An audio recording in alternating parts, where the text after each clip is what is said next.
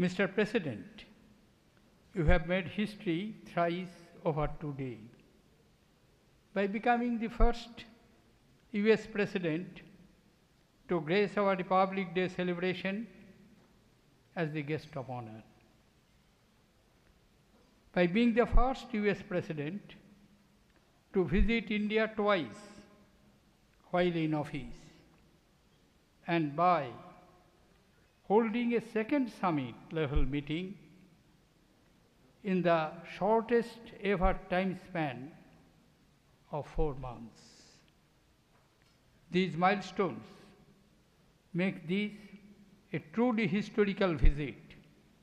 While I am proud that we are creating history together, I am even more pleased that we are creating a brighter future together for our two countries and the world.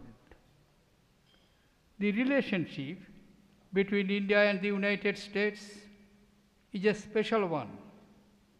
It is special because it is a relationship forged in the hearts and minds of our two people,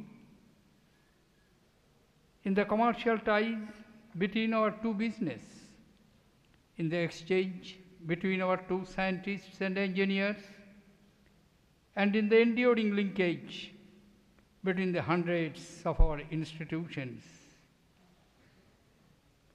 This is one relationship where the two governments can rightfully take pride in acknowledging that they have successfully put in place strategic partnership simply by following the lead shown by their people. Mr. President, it is this strong attraction and chemistry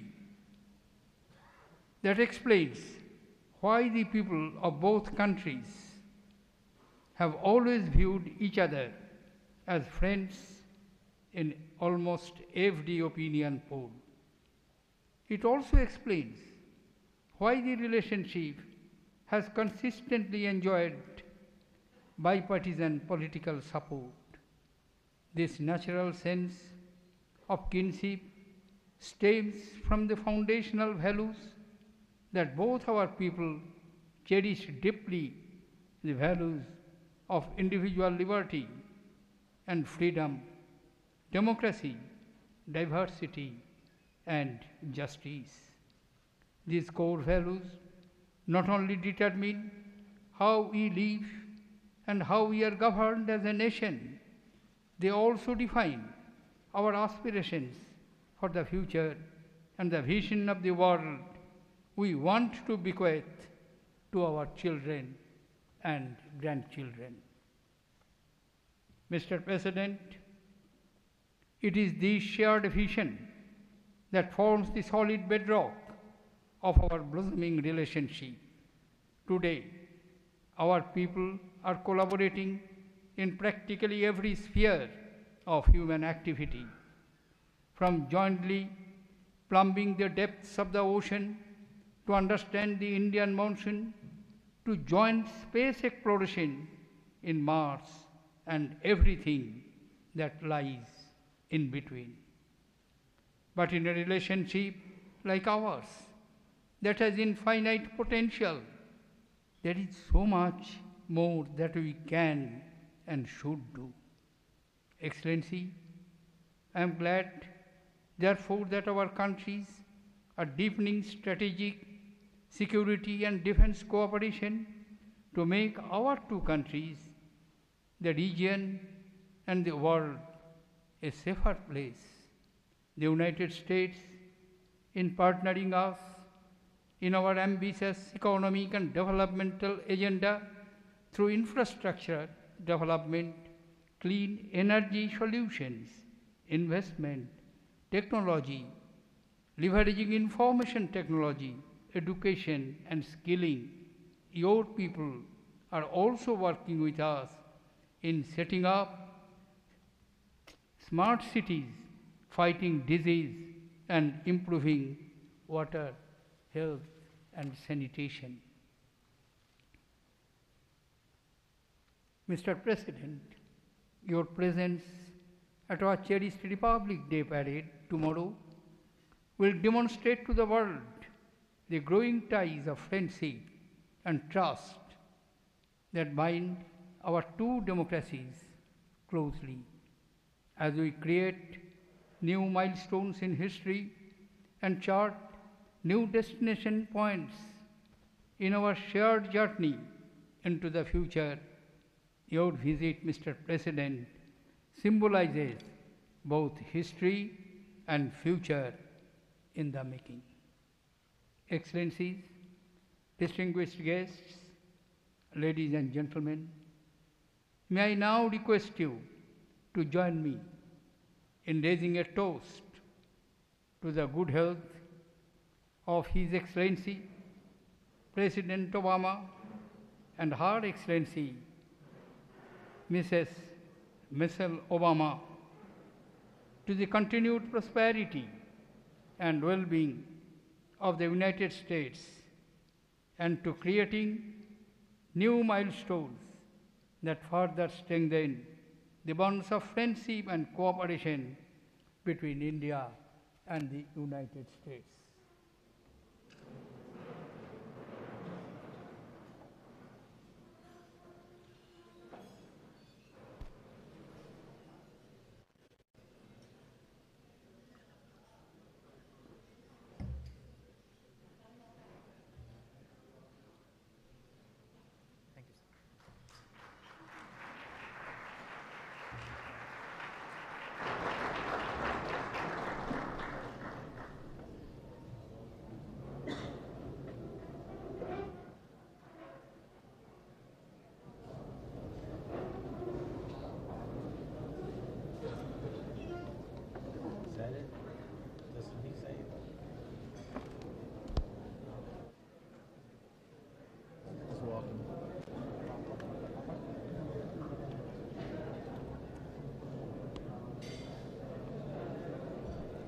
Good evening. President Mukherjee, Prime Minister Modi, distinguished guests, on behalf of Michelle and myself, I want to extend our deepest thanks for the extraordinary hospitality that you've shown us here today. We feel your friendship, your dosti, and I am deeply honored to be the first American president to join you in celebrating India's Republic Day. I also want to thank you for not making me dance again. The last time we were here, we joined some children in Mumbai for Diwali, and we danced. It was pretty clear what the Indian press thought. One headline said, President Obama visits India. The other said, Michelle Obama rocks India. It is true, Michelle is a better dancer than me. Let me also thank my partner and friend, Prime Minister Modi. I've also often said that my life story could only happen in America, but of course, Mr. Prime Minister, your story could only happen in India. Here this evening, we think back to all those years ago, to your father selling tea in the train station, and your mother working at other families' homes to support her own. And tonight, their son welcomes us as the Prime Minister of the world's largest democracy. Now, we all know about the Prime Minister's legendary work ethic.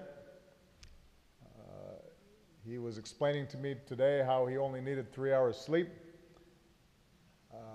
which made me feel bad. I thought I was doing okay with 5. What I didn't know until now is that he once survived an attack by a crocodile. So he's tough. And he also has style. One of our newspapers back home wrote, "Move aside, Michelle Obama, the world has a new fashion icon."